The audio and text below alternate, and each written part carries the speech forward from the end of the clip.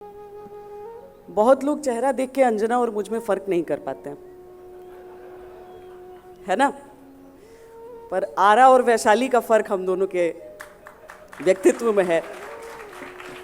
हम उसको कई बार बोलते हैं कि कैसे बोल देती हो तुम ये सब, लेकिन फिर खैर वैशाली आप सब समझते हैं। वैशाली से पिताजी हैं, मिथिला क्षेत्र से माँ आती हैं। जब दिल्ली आई थी ना, बहुत बहुत खराब लगता था कि उस समय एक आपका तिरस्कार किसी को करना है तो वो बोलता था बिहारी हैं। इसीलिए लगता है कि उस समय बहुत सारे लोग बोलते नहीं थे कि हम बिहार से हैं।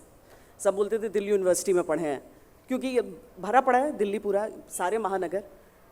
पर ऐसा लगता है हमको कि शायद चीज़ें बदली हैं नई पीढ़ी के लिए। शायद जो नई पीढ़ी है वो अब खुलकर बोलती है कि बिहार से हैं। तो जब जब ऐसे बिहार विमर्श में मथा जाएगा उस विचार को, तो 10 और लोग खड़े होकर कहेंगे कि हम बिहार से हैं।